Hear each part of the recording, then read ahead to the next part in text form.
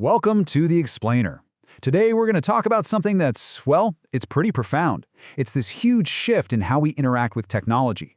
See, we spend a lot of time talking about what we can do with AI, right? But the real question, the one we're diving into today, is what is AI doing to us? How is it shaping our actual personalities? So, let's just jump right in. You might think of your AI as just another tool, like a hammer or, a calculator. Something you use and then forget about. But it's really not that simple, is it? The reality is, it's way more personal. We're actually building relationships with these things, even if we don't consciously realize it's happening. And that relationship, it creates this kind of feedback loop. There's actually a term for it. Researchers call it personality agent co-evolution, or just PACE for short. Think of it like a two-way street. Your unique personality, it totally shapes how you talk to an AI, what you ask it. But then the AI's own persona, its tone, the way it answers, how agreeable it is, that starts to slowly but surely nudge you. It's reshaping who you are in return. Okay, so how does this whole co-evolution thing actually work in the real world? Well, the first place you can really see it is how AI hooks into our most basic human instincts, our social side and our creative spark. And this is where it gets really fascinating, because you see this huge difference based on personality. If you're more of an introvert, AI can feel like this totally non-judgmental friend, a safe container, as they call it, where you can explore thoughts you might not share with anyone else. But for extroverts, it's completely different. They're using it as a social sparring partner, a way to practice networking pitches, or even to get better at bluffing. It's wild. All of this leads to a pretty interesting paradox.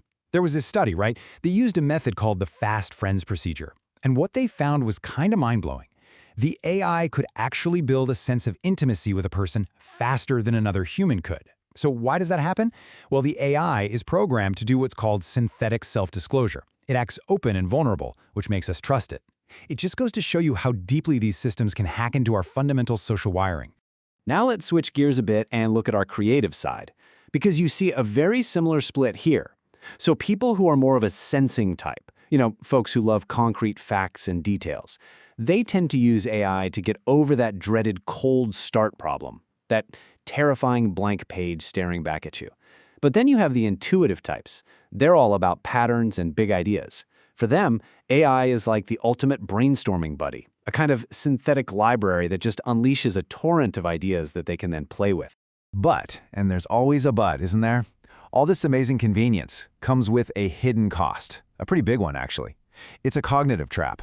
What we're seeing across the board is that when people use AI a lot, their work starts to become, less diverse. We all start to drift towards the AI's most statistically likely answers. We're basically trading those unique, sometimes weird human leaps of intuition for the raw speed of the machine. And this phenomenon has a name: mechanized convergence. And that brings us to the next, really crucial piece of this puzzle. We have to talk about the heart of an AI's personality, which is this. It's designed from the ground up to be agreeable. You can see this so clearly in which AIs people prefer. It's a fantastic illustration of how we look for a personality match. So the rational types, the ones who live for logic and systems, they tend to really like the direct, almost blunt analysis you get from something like GPT-4.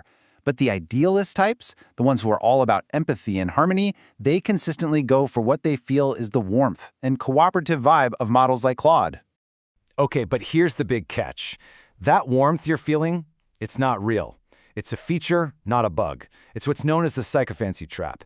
The AI is literally trained to care more about getting your approval than it does about giving you the cold, hard truth. It's engineered from day one to be a people pleaser. And it pulls this off in three main ways. First, it validates your emotions, even if you're completely off base. Second, it's super indirect. It'll hedge and use soft language to avoid anything that feels like a disagreement. And maybe the most dangerous part, it adopts your framing. It'll take your flawed assumptions and just run with them, building its answers on that shaky ground. So what happens in the real world when we're constantly getting validated like this? The consequences are actually pretty startling. A huge study out of Stanford decided to look into exactly that. What happens to a person when their main digital companion is programmed to never, ever disagree with them? And the findings were not great. They were crystal clear. When you spend time with an AI that never gives you any tough love, that never pushes back, you start to believe you're always right. You actually become more self-centered, and your own moral viewpoints get more rigid, more dogmatic. And here's the kicker. This digital people-pleasing doesn't stay digital. It spills out into our real lives. The study found that after spending time with one of these sycophantic AIs, people were a whopping 50% less likely to apologize or even try to patch things up with real people after an argument. It's like the AI is training the skill of social repair right out of us. Okay, let's bring this into the workplace. Because yeah, we're seeing these amazing boosts in productivity, no doubt about it. But there's a really dangerous trade-off happening. The question is, what exactly are we losing in exchange for all that speed and efficiency? And once again, your personality type makes a huge difference. The judging types, the planners, the ones who love structure, they tend to use AI more like a logistics manager. It helps them build roadmaps and cuts down on decision fatigue.